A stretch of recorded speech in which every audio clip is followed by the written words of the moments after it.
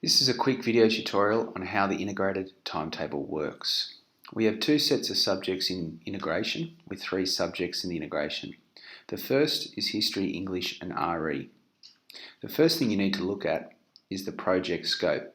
Each student has been provided with a scope of the entire year that goes through term 1, 2, 3 and 4. If we look at this integrated scope as an example, we can see that our first integration for the first 5 weeks of term 1 is Catholic Studies and HISI, and they're doing an integrated initiation project, and English is doing a tech study project and it will stand alone. The first thing students need to look at is their student timetable, and they'll notice that they'll have a subject appearing 9 times within a fortnight called HER. Now that stands for HISI, English and RE. Do not worry about the teacher that has been assigned to this class or the room. Students need to now look at their integrated timetable and specifically to focus on the integration.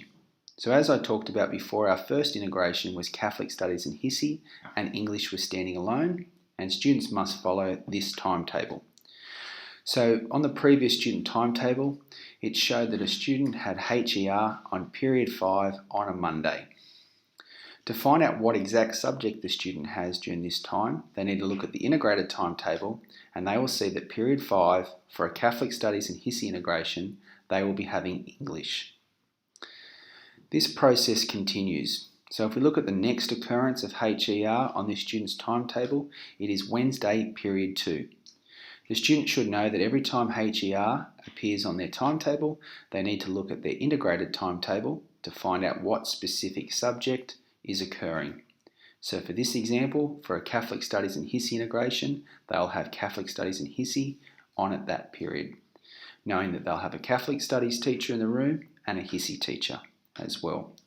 This carries on throughout the cycle until the integration changes, and the student will move or change their integration timetable to the next integration, and they'll follow that for a 5-week period. The other integration that we have is Maths, Science and PE.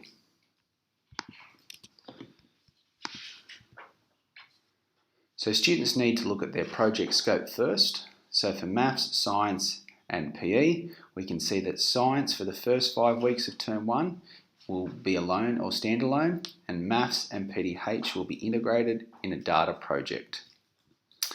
So students look at their timetable and they need to find the occurrence of MSP, standing for Maths, Science and PE, which will occur 9 times throughout a 2-week cycle. Every time that occurs, the students need to go to the integrated timetable to find the integration, which was Maths and PE, and that's the first timetable, and they need to follow the occurrence of that subject to see which specific subject they will be having at that period of time. So if we look at Tuesday period 3, on the previous student's timetable it had MSP, this student knows that they're having Science for that period. If we look again, the next occurrence is on the period 1 on Thursday, and that student then will be having their integrated Math and PDH PE. They continue that cycle until the integration changes.